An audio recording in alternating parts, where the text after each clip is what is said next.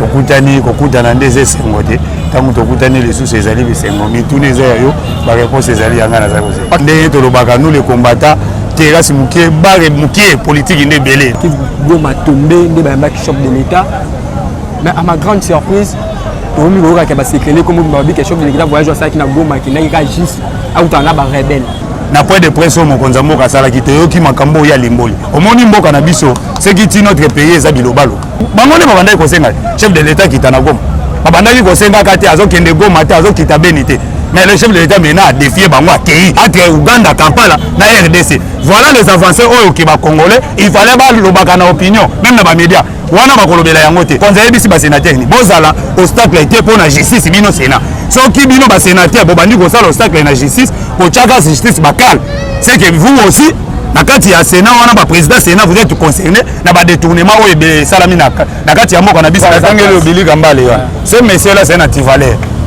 quand il était ministre Atia Makelele était tant azalaki ministre toyokaki aucun bruit ce monsieur là alandaki message ya Koko Kayudi totanga rapi ba kombote mais totanga yango il a dit clair na belema oyo tobakiseli oyo to récupérer les sources na makambu ya Kamer soki ba libérer ye to na cour d'appel wana na longoli to jinanga ya bavoka na tiki ki avoka otambola ki sasa mobima société wana ezaki kaka na malette ya Jamal ezokendaka na cité de l'OIA na ndako ya mokonza mboka pour aller faire quoi là-bas pour détourner l'argent appelle les personnes qui batali ba dossier que ah donc yo accusé ba juge ba zuzi ya moko mais ba zuzi ba compte ba kati ba dossier équitablement ba ki c'est là yo papa ba ko longo même na 20 ke 40 abimi ça ba vérité bimi que non de Kayimbi comment Kayimba était mort akufaki ndenge yo lobaki o témoigner qui pendaison ou tanga bimisi belément nyonso justice a quitté awa siko ezali ba vrai coupable nde ba kozala condamné na dossier ya Kayimbi wa to mesana kina to mesani na biso dollar ezo bata to mesana ndeko na ngai ngana yebisi yo biloko kolia yo moni poulet béton mona ngote poulet béton ya ba chasser comme en Europe parce que mon konza comprendre te ah mais ndenge nini awa gouverneur et chef à territoire mais na classe cité mais na ba ko luka mama genre moko boya sala pédagogie ba tie na kati ya bana primaire tangisa ba on a tenu militaire char de combat libanda konzi oyo ya général Kasonga na kani makasi alobi yango j'ai besoin de 20 000 jeunes 20 000 est-ce que kuluna za kuna za 20 000 na ba komi 20 000 te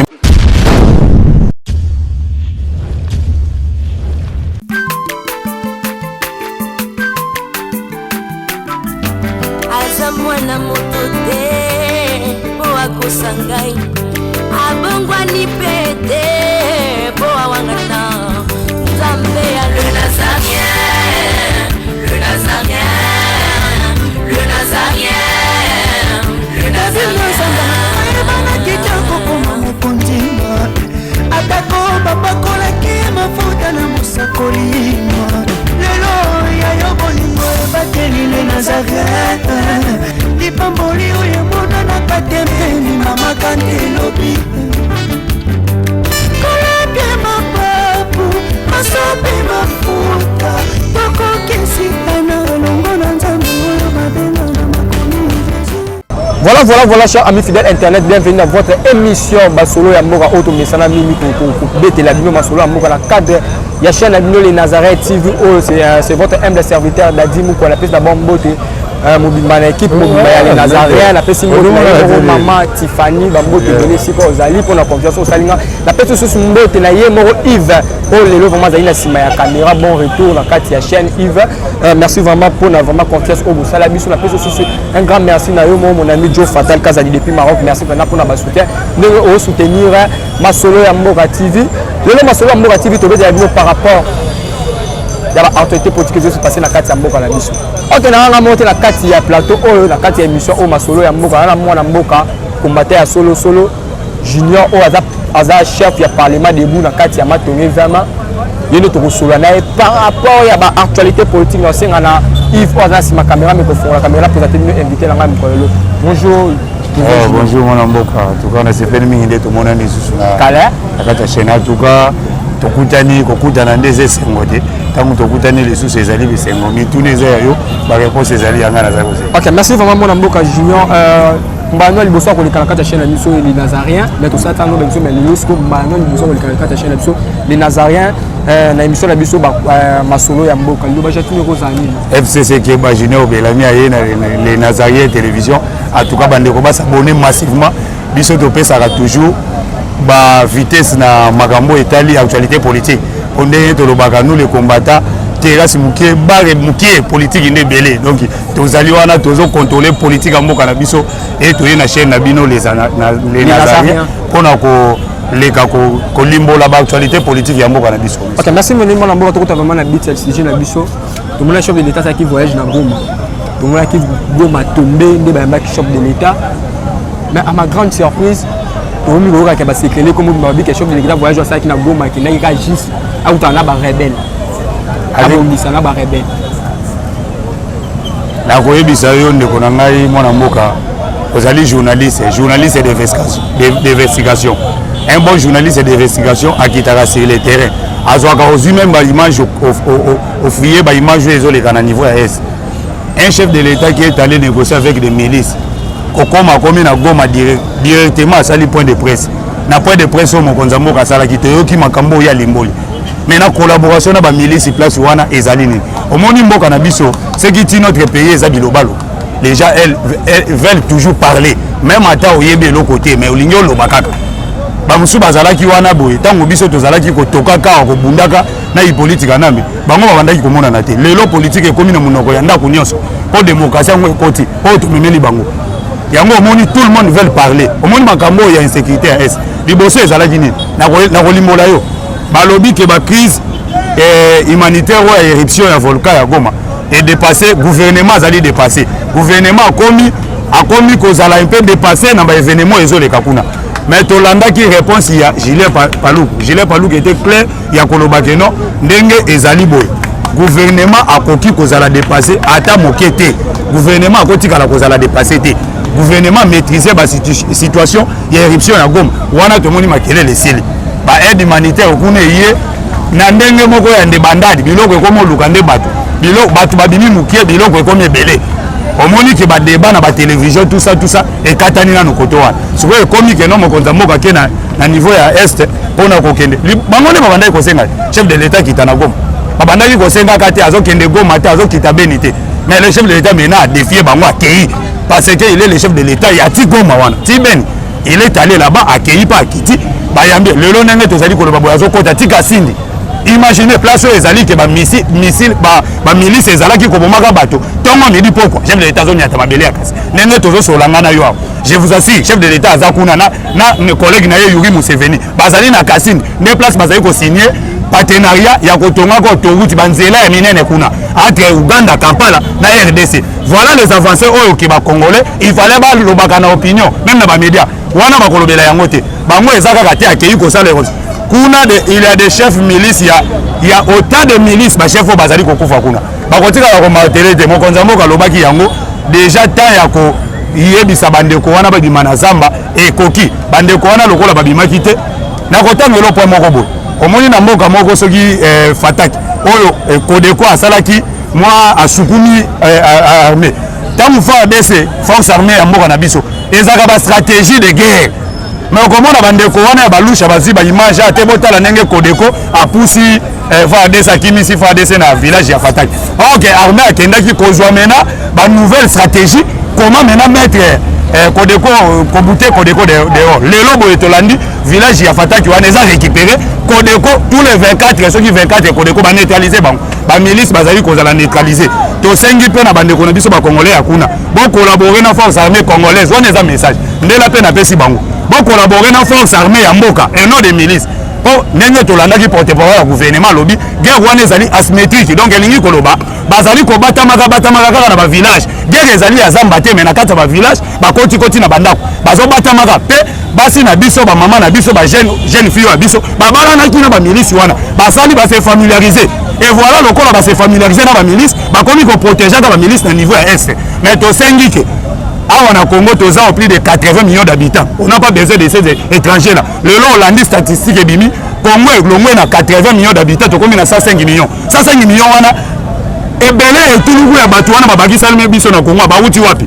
Eza infiltration bazo kota mon konzalo baki yango tozo bunda guerre moko eza invisible. Na kati ya l'Assemblée nationale bazali batu wana. Des traîtres des étrangers ba koti awa kaka na politique moko. Comment ravir le Congo aux Congolais? Yango toyebisi mwana mboka que nous sommes là pour démanteler tous ces réseaux-là. On a assemblée, on a base militaire, bango nyonso sur place, bakotaki kotaki. Donc on démanteler bango. Tu as vu sinon nos livres, comme on pénétrer dans baka militaire. Quand on habite mission, on livre on a banai kokotaka dans baka militaire. Bakati ena no makolonaka militaire. Je vous promets que non, il y aura une arrestation brutale. Il y a un leader politique au Congo. Je te dis. Ok, merci vraiment mon Mboka Junior. Président Junior, tu veux t'aller par rapport à Tambo Mwamba. L'autre Tambo Mwamba a se retrouvé en Belgique. Ouais. Et tant que président du Parlement de vous, Azan en Belgique était. Il ne faut pas tout. Tambo Mwamba en Belgique. Mon frère, moi je te dis, Liboso, il y a en Belgique, on a Tambo Mwamba. Tu as dit dossier au Yazan en Okuna. Kaka nakati ya Belgique, tant bazaki na pouvoir. Oyoka ki Belgique on a n'engé le bac. Tambo Mwamba a commis des crimes contre l'humanité, à abattre un avion, à pendre avion en plein vol boy. Nakati ya Emmanuel, tant bazaki na ba mouvement rebelle na bango. Donc même la Belgique on a soka à Tchaki Makolonaye, il sera condamné, arrêté même. Ici aussi au nakati ya Mboka, Azana ba maman na problème. Il a pris des millions de dollars. Donc Moutou ako ki mako échappé na justice azalité. Yango na yebisio quel que soit baza libanda o aza awa na kati ya moko bako démanteler bango bako kangama bako répondre na justice bon mokonza mboka yambaki ba sénateur yo landaki yango te mokonza yebisi ba sénateur ni bozala obstacle été pour na justice bino sénat soki bino ba sénateur bo bandi ko sala obstacle na justice ko chaka justice bakal c'est que vous aussi na kati ya sénat wana ba président sénat vous êtes concerné na ba détournement o ebe salami na kati ya moko na biso donc sénat a vu déjà ba précaution pe message ya mokonza mboka chef de l'état. Nous avons un chef de l'État, mon frère. Oh, il y a une frontière. Oh, Keno, Soka Benga Ata Moutou. Oh, président de Zimbabwe, Bakotine de la Bisso, Monaka, John Enumbi va répondre ici. Na crime il y a commettre. Parce que le chef de l'État, tout le monde va répondre. Badjadji Dalelo Bazali Wap, na prison Makal. Tozina ADF Bazolongwa, de Ben Kuna Bazoya Makal, Bazoya na Kinshasa. Yo ko imaginer que ADF akanisa ki Ben wana ezali état na ye, mais ADF balongwe mena Ben bakomi na Kinshasa, bakomi ko sambisa ka bango. C'est ça l'état des droits d'État. Donc nous allons un peu lentement, les choses vont avancer petit à petit. Secrétaire général, il y a INC à lobby, il y a INC à lobby qui non ce qui Vital Kamerhe a libéré l'autorité, bon ça là vraiment révolte. Billy Gambale. La place la place. Billy Gambale. Ce monsieur là c'est un antivaleur. Quand il était ministre, Ache Makele était. Tant que ministre, tu n'as aucun bruit ce monsieur là. Donc, on a gâté Mboka na biso c'est comme ça. Politique ba sala ça. Tant que na gestion ba pesier pour fonction moko boye. Il y a l'état zo sala makele aussi parce que président Tanda qui est na est kuna ne ba c'est parce que libération ya Vital Kamerhe lobby. Donc toi tu es que lobby Vital Kamerhe a cause libéré. Donc c'est là yo journaliste tata na ngai oza sûr que il sera libéré. Oye bina kotangela yo eza na avocat moko Koko Kayuda lobini. Na landaki message ya Koko Kayuda. Totanga rapi ba kombote mais totanga yango. Il a dit clair, na belema o to bakise lié o to récupérer les sources na makambu ya Kamerhe. Ceux qui va libérer to na cour d'appel wana na longoli to jinanga ya avocat na tiki ki avocat. Vous pouvez imaginer un grand avocat le kola Koko Kayuda wana pe menti. Société Samibo lelo ya Jamal. Yo tamboli ki sasa meza ezawa. Société wana Samibo etongaka ba maison préfabriquée. Ezala wapi. Donc eza société moko imaginaire ye banakate.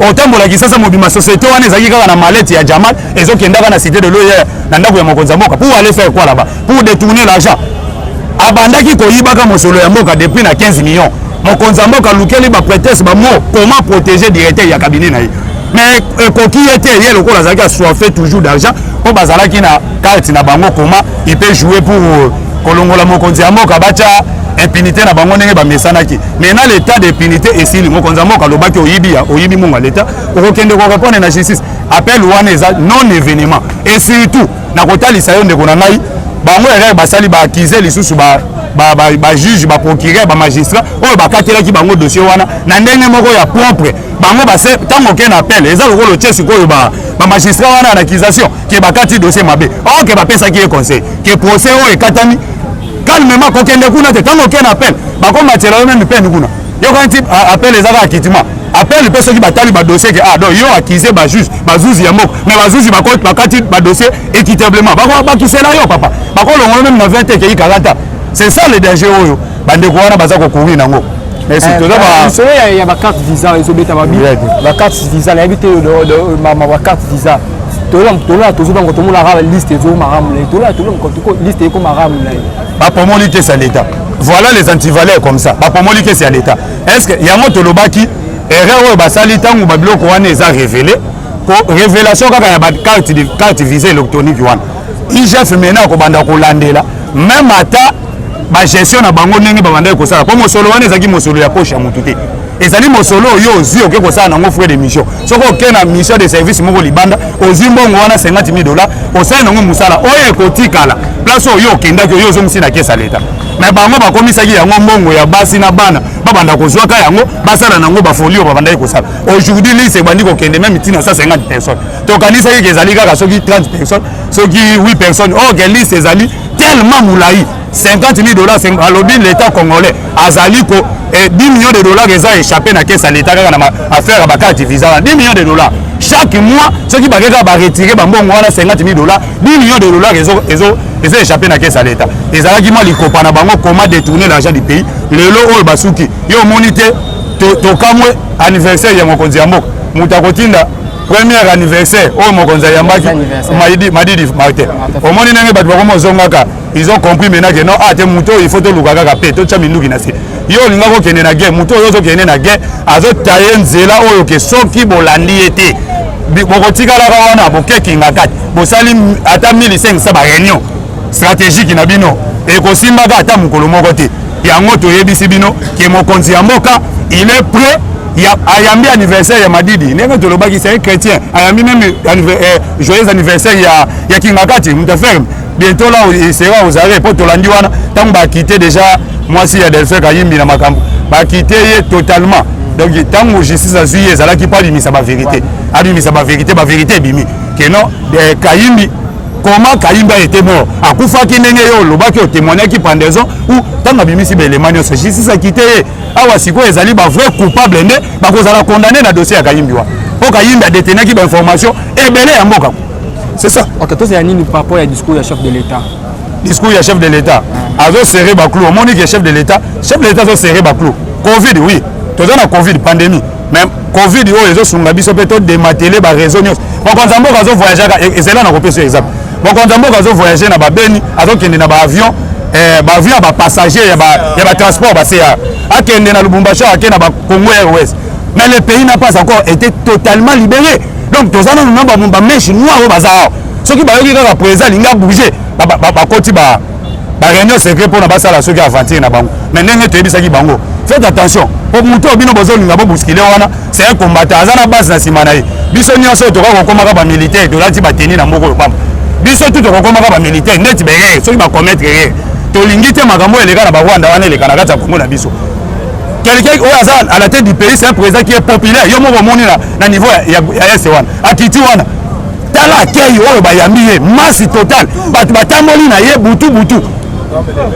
ezali message clair mboka coronavirus ezali message clair voilà toi covid-19 plein batondi wana papa nayebi yo bato balingi kokende kutu te tina conférence de presse épidémie ngozo panza mais bakangaka masse te sentiment ya masse yo kokanga yango ntango mokonzi asali espoir babomi chef ya ADF numéro 1 ya ADF babimisi numéro 1 ya ADF na mutalaka boye lokola likayabu yo omoni yango te wana okomona presse epenga akolobela yango te po ayebi ke bato bazali kokufa baza bandeko na ye bamoko lokola baza bandeko na ye akolobela yango te numéro 1 ADF neutralisé numéro 1 ADF ndenge tozali koloba boye ADF wana andebandadi total po babomi numéro 1 na bango mpe ntango pokor na ye ezobima yo omoni feti joie na population bamama balongoli meme bapa na maputa koboka na mabele tata oyo asilisi biso awa wana ezali d'espoir ya chef de l'état ndenge tozali koloba awa ata élection eorganise ata 50 000 fois mutu akobate mokonzi aza te Madidi a compris ça il a souhaité joyeux anniversaire yaka nti tokokende lisu na likopaka te yaka awa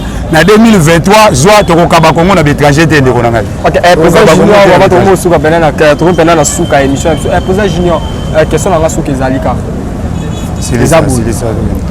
président junior soki lelo baconfine biso ozongi na confinement tandis que non pays eza d'abord na shit na misala eza te omoi teke kobakisa mpasi likolo ya mpasi wana question asuka biso déjà tomesanaki nango tomesani na biso dollar ezobata tomesana ndeko na ngai ngai nayebisi yo biloko kolia yo omoni poulet béton te poulet béton monango te poulet béton ya bachasse comme en Europe eza makambo ya o biloko eyakaka lisusu awa eutaka Namibie Tanzanie eza esu te c'est que les gens ne comprennent. Les Congolais, quand on critique, mon Konzamboka y a un service national. Il y a moni masangouté maïs béton. Donc tout on est à bétonné. Donc il va pouler on attend les autres panzana awa. Tata, na yebisi yo, il y aura des gens au bakanga minoko na bango vandi pena boya sala ta 5 jours. Alors on va sur autant ata komba Félix c'était. Tu le monter mais Félix a pas mal monoko. A ko kate. Même moi on est comme Félix a okanga monoko. Ah, la critique qui mon Konzamboka pour rien. Chef de l'État ça visionnaire ayebi. Tant que tu as crise de Covid, tu as décanté. Mon conseiller, le général Kassonga, j'ai besoin de 20 000 jeunes, 20 000. Est-ce que Kounou a 20 000? Non, pas comme 20 000. Mais général Kassonga, tu as des tandiens et belé, 20 000 jeunes. Tu as bilanga, tu as 60 ans, 70 ans. Donc, il y a des crimes, tu as des bilanga. Ma sangue, Congo mobile. Il faut Congolais aille bayango. Na niveau il y a Sidi Kivu, outil déjà Kolanda. Bazo ça là déjà gaz méthane, oh il y a là qui Kivu. Kalami était basé exploiter gaz one. Et qu'on pèse ça emploi misala et belé. Ngana yebisio balobi bien 40 milliards de dollars américains et royaka na gaz one. Wana ezali ba avancer chef de l'État et vision mon Konzambo. Tozaki na politique awa zaki na vision wana te. Ye vision na ezaki azwi monga ke kingakati. Abengi ki muta ba meli whisky na diamba. Soki vide ala bando lukana bo manani wapi katuma mwaki wapi matungulu yo moni na niveau ndeko na ngai nazoya bisayo yo moni na niveau ya France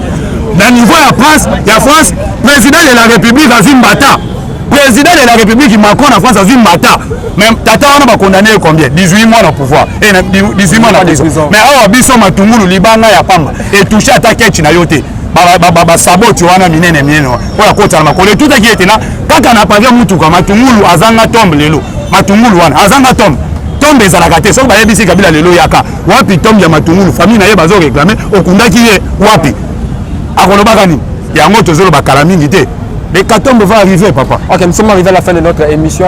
Le Lobasou, nous avons par rapport à Mamouno Sotolobeli. Il y a ceux qui ont dit que Nenge Tolobeli a marqué le dossier S. On ne peut pas rester toujours focalisé l'Est et l'Est. Bande Konabiso va Congolais à S va coopérer avec l'armée, la police. Nenge eloko wana batikali komona yango te pendant 18 ans. Ben wana komi soda na soda, Ituri soda na soda, Butembo soda na soda. Donc bakomi kolala na soda. Kala mingi te mo Konzambo kalinga évaluer achana ba enseignant ba lakisi na kati ya école soda. Parce que mon conseil comprendre que ah mais nini awa gouverneur chef de territoire mais na classe cité mais na ba koluka ma major moko boya sala pédagogie ba tiena na kati ya bana primaire tangi ça ba on a tenu militaire char de combat libanda donc nenge ezali awa makambo ba milice kuna ba yeba yango ki abupia théâtre wana esili. Nous sommes arrivés à la fin de notre émission. C'était votre humble serviteur Nadim quoi la possibilité de ba gros merci de soutenir notre émission la solo ya mboka au de sola la bino awa pendant la solo mboka c'est pas ça awa c'était Madame Président Junior. Voilà, nous sommes arrivés et on se retrouve à la prochaine. Bye bye. Congo, selon Luc 1,52. Tu as renversé les puissants de l'air trône, mais tu as élevé un homme blanc Congo. L'incarnation de l'espoir de tout un peuple. Salomon de notre temps. La sagesse mieux faut que le bruit des arbres. Peuple congolais, Komanakana, les locaux a posé, biso masuwa ya Noa, bato balingi Congo, bakota na kat, pour mon peuple délige, comme mon bêta, libanda. Na kati ya arche de Noé, lion azalaka na beti ya kolianta bate. Po bolingo ekangaki ye libumu. Bolingo ya mboka epesaka place na bangu na te. Pasteur Ami Daniel, ça c'est la sagesse. Le prophète de l'Éternel en Afrique. Apôtre Léopold Moto. La prophétesse Liliane Esther Tayo. Le roi de roi. Yondo zalaki na David. Yondo zalaki na Salomo. Lelo tokomo mono Kajafati. RDC Lelo tokomo mono Kajafati. RDC mboka soki ekambami na bana mboka ya solo oyo balingi mboka ekole ekomaka terre promise. Pasteur Koutino, Mamemi Koutino, Accent Mongo Baba. Bolingo na yo na mboka ya Congo. Lelo oabuze biso masuwa ya Noa. Bato balingi Congo bakota na kati. Pour mon peuple délige comme mon bêta. L'Afrique a la forme d'un revolver, dont la gâchette se trouve au Congo. Mwambi Wanzambi, Alpha Lukau, Lomba Bwadji Tungaje. Maman Denise Nyakero Tshisekedi, Conseil pour papa. Acte 24, verset 3, Code Mboka Nangai. Yango nazo bondela yo batela mokonza mboka nanga Félix Tshisekedi Tshilombo. Mwambi Jean Oscar Kiziami na Kibila. Kupeka tuyabe na Egypto batika bayi baswani Kongo Afrika mukanana to. Mwambi Wanzambi Marie-Josée Afoka. Lelo Kongo ezwi mokonzi oya lingi yo Nzambe balingi mboka nanga. Yesu Masia tokozongisela yo nini mpona bolingo na yo na mboka ya Kongo opesi biso ya malonga.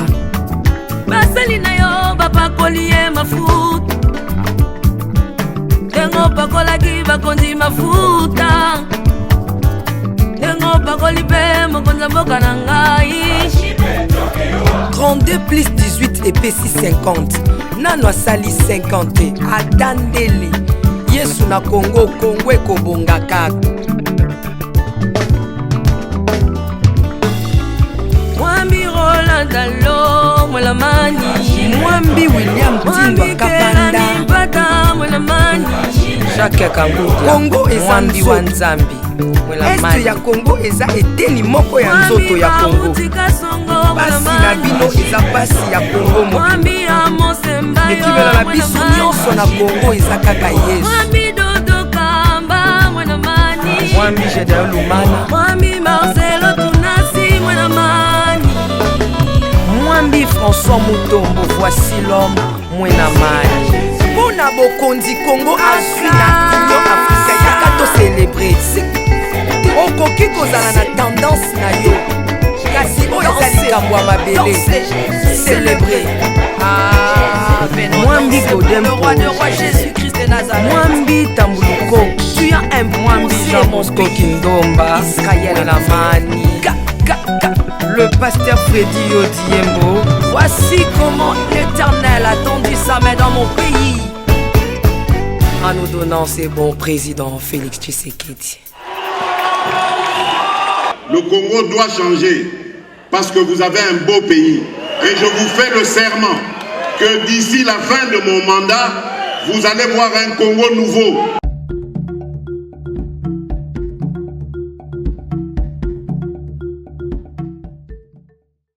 Naolia bakiti na ba mesa. Ah, atanya ukondoko. Namona yo. Nachayo na mwamba. La minito na kata bena katika tasaka fufu. Oui, allô est-ce que tu bonjour. Boni. Et l'autre côté, et puis qu'il y a mon bureau à travailler tes micros. Donc dès que tu as un galère na niveau 0. Tout ça là boy. Ngai naza na mbongo vraiment mingi te. Mais nazoche la bino mon mukio naza nango na agence moko boy Nazareta. Caritas c'est du sérieux. Oh. Maman, comment est bon donc yo pesa au futi mbongo kuna partir à poto biso to ya to jibilo. Na bengi ya Scotty. Agence moi ifungami comme na Nazareta. Na kufie. Agence lisusu. Ndeke sansu mulongo kuna. Pour nous là susu. Kuna eza mambo mulongo te. Yesi ya futi mbongo kuna partir à poto biso to zoke ko récupérer biloko oli. Ah tika boyeko. Yeso mona makamba bongo na monte. Bat papesi mbongo kuna biloko récupérer biloko oli na agence. Ezalaka. Mais yango ibandi. Maman. Dès qu'il a yebisi ngai mais na ndimité. Na lingi na mona ki mona beso. Poli kamba boye. Na monde na ne salamate. Maman, yebisa ngai. Bapesi mbongo kuna biso to récupérer biloko kolia awa. Ya solo boutique Nazareta, ezali boutique où ezali à distribution ya produits alimentaires. Ah! Na sali poto sunga bandeko oyo même ba oyo bazana na peu de ressources. Comme nous avons été bandeko on bazana niveau à Kinshasa même avec un petit rien. Donc à partir à $10, $15. Donc si vous avez un bon côté, nous devons nous porter au sunga yo, à aux yeux biloko kolia. Eh Maman Nazareth, Nzamba Pambola, Bakse Mikole Bele, Awa Nasena Mokili. Et bon, Awa Tozawa, Potoyeba, adresse à Awa. La boutique Nazareth a été ici à Koubungate, Toza Sir, avenue Monkoto numéro 1, direction Elengesa. Face à face na église catholique Saint-Vincent. Ah, direction Elengesa, Monkoto numéro 1, à face à l'église catholique Saint-Vincent. Ah, Saint-Vincent d'école. Bon numéro de téléphone, vous avez monté déjà, vous avez on a 3 numéros pour Paris, vous avez un numéro pour la Suisse, vous avez un numéro pour la Suède. Ah non, non, non, non, non, non. Nazareth, nous allons la Congo Sili. Julia, nous allons la Kangisa qui a foufou. Eh, ya modé, yo bandika na foufou. Oui, pour la Nazareth, tu as un système en bimbi, dans Bongo Shingom. Bon, ok. Vous allez Silio. Ça, c'est du sérieux.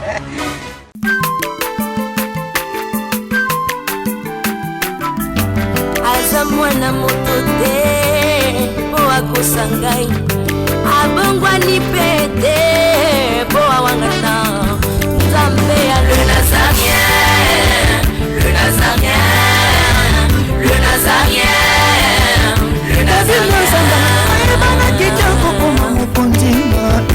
atako bapakolaki mafuta na mosakolima lelo ya yo bolingo ebateli le Nazareth lipamboli oyo emonanaka te mpeni mama kante lobi kolapie mapapu masopi mafuta tokokisikana elongo na nzambe oyo babenga na makomi